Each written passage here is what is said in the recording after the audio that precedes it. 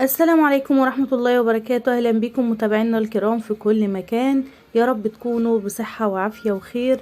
النهاردة هنعمل مع بعض وجبة لذيذة سريعة خفيفة ما بتاخدش وقت معانا في تحضيرها. اولا هنبدأ بالفراخ.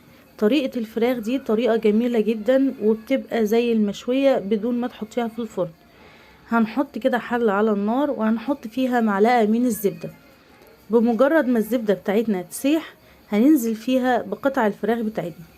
لو انت الفراخ بتاعتك صغيرة قطعيها التقطيع العادي، لكن لو الفراخ بتاعتك كبيرة صغري حجم القطعة بتاعت الفراخ شوية علشان تستوي معاكي. كمان لما بتكون مفتحة معاكي بتشرب معاكي من التتبيلة والخضار اللي انت بتحطيها فيها. هنحط الفراخ بالشكل ده في الزبدة بتاعتنا ونفضل نقلب في الفراخ على الجهتين لغاية ما الفراخ تغير لونها من اللون الاحمر اللي انتوا شايفينه ده اللي هو اللون اللي شبه البني ده. وهنفضل نقلب كده في الفراخ من وقت للتاني، وكل دقيقة نقلبها على جهة من الجهتين، يعني نحطها على الجهة دي اول ما تاخد دقيقة كده في الزبدة على الجهة نروح قلبينها على الجهة التانية، ونستمر كده من وقت للتاني نقلب في الفراخ بتاعتنا لغاية ما الفراخ بتاعتنا توصل للون اللي احنا عايزينه. نكون بقى مجهزين وحدتين بصل كبار متقطعين جوليان او اللي هي شرايح كده، بس تكون سميكة شوية. وبرضو نقلب الفراخ مع البصل علشان البصلة تدبل وتنزل ميتها مع الفراخ. اول ما نلاقي البصلة بتاعتنا لونها بقى فاتح كده وشفاف ونزلت المية بتاعتها ودبلت شوية، نكون مجهزين 15 فص توم.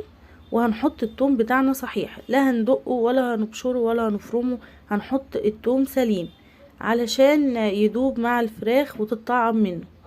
شايفين الفراخ بدأت تاخد لون احمر زي ما نكون محمرينها. دلوقتي هنضيف 5 فصوص حبهان ونقلب برضو الفراخ معاهم، يعني كل حاجة نضيفها نقلبها مع الفراخ علشان تطعم منها. وهنضيف معاهم 4 وحدات فلفل رومي، ده فلفل رومي اخضر بس احمر معايا في التلاجة برضو، استخدموه لو عمل معاكم كده مفيش مشكلة. هنحط 5 ورقات لورا ونقلب شوية. دلوقتي بقى هنضيف التوابل بتاعتنا. هنحط معلقة من الثوم البودرة، معلقة من البصل البودرة، معلقة من الكزبرة الناشفة المطحونة، معلقة من الزعتر، معلقة من الكمون، ومعلقة ونص ملح او الملح حسب الذوق، ومعلقة من بهارات الفراخ، معلقة من البابريكا، نص معلقة فلفل اسود، وربع معلقة من الشطة. ونقلب بقى الفراخ كويس جدا مع التوابل والبهارات اللي احنا حطيناها علشان تشرب منهم وتبقى مطعمة ومتبلة منهم كده. دلوقتي خلاص قلبناها كويس مع البهارات. هنضيف طماطم، دي طماطم شيري فانا مقطعه كل واحده نصين. لو الطماطم بتاعتك الطماطم العاديه اللي احنا بنستخدمها قطعي الطماطم مكعبات بس تكون كبيره شويه علشان خاطر تفضل لغايه ما الفراخ تستوي معاها. غطيناها وهنسيبها. بصوا بقى بعد شويه الريحه تحفه جدا.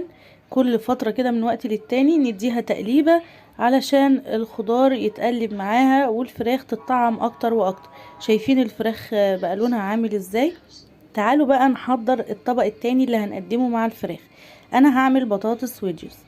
نوع البطاطس بيفرق جدا في طريقة تحضير البطاطس الويدجز عشان تطلع معانا كويسة ومقرمشة. فانا خدت البطاطس وغسلتها كويس ونشفتها كويس، وهستخدم البطاطس النهاردة بالقشر بتاعها. انا عادة لما بعملها ساعات بقشرها وساعات مش بقشرها. النهاردة هعمل البطاطس بقشرها من غير ما اقشرها. هنقطع البطاطس بتاعتنا صوابع سميكة، مش هنقطعها الصوابع اللي احنا متعودين عليها، لا هنقطعها صوابع سميكة شوية.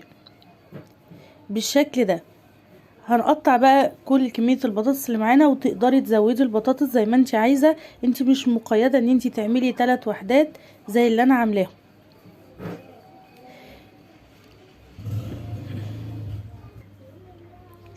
خلاص احنا كده قطعنا كل كمية البطاطس بتاعتنا. هنتبلها بقى. هنحط اول حاجة معلقتين مليانين كبار كده من زيت الزيتون، ومعلقة من البصل البودرة، ومعلقة من الثوم البودرة، ومعلقة زعتر مليانة، ومعلقة من الملح، او برضو الملح حسب الذوق، لو مش عايزة تحطي معلقة ممكن تحطي نص معلقة لو بتحبي الملح خفيف في الاكل، ومعلقة من الكمون، ورشة من الفلفل الاسود، ورشة شطة. وهنقلب البطاطس كويس مع البهارات والبابريكا كمان عشان ما ننساهاش، حطينا معلقة مليانة. هنقلب بقى البطاطس بتاعتنا كويس مع التوابل اللي احنا حطيناها بالشكل ده.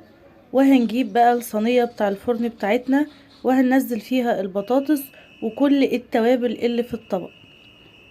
هنفرد البطاطس في الصينية ما تبقاش واحدة فوق التانية، وهناخدها نحطها في فرن مسخن مسبقا على درجة حرارة عالية، وكل شوية نطلع الصينية بتاعتنا ونقلب البطاطس لغاية ما البطاطس تستوي معانا وتاخد قرمشة من الكفر الخارجي.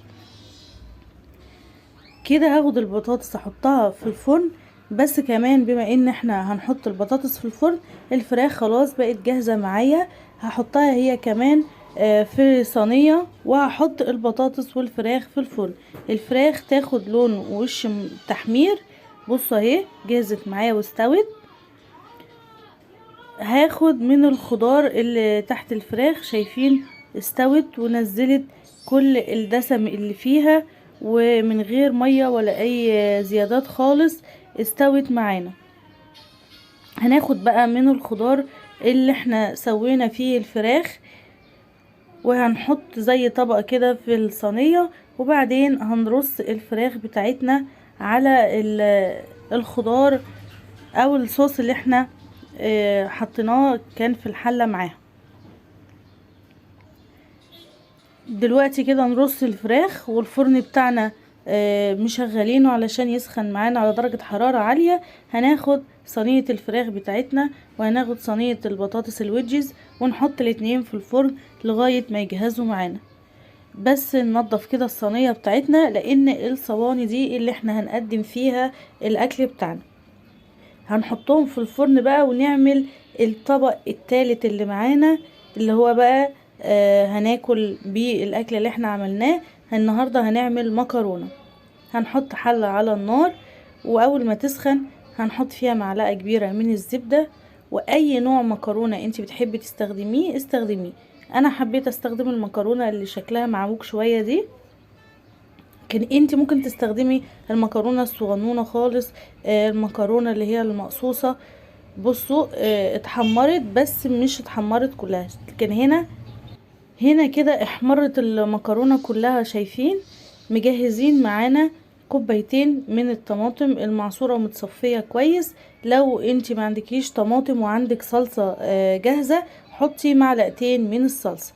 وهنحط ملح بقى حسب الحاجة، ومش هنحط اي بهارات دلوقتي مع المكرونة، لان احنا بعد المكرونة ما تفضل شوية في الطماطم زي ما انتم شايفين كده بدأت تشرب الطماطم اللي احنا حطيناها لها.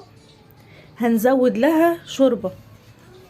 دي شوربة انا لما بعمل اي لحوم وبتبقى معايا شوربة بخزنها في الفريزر وبستخدمها مرة تانية.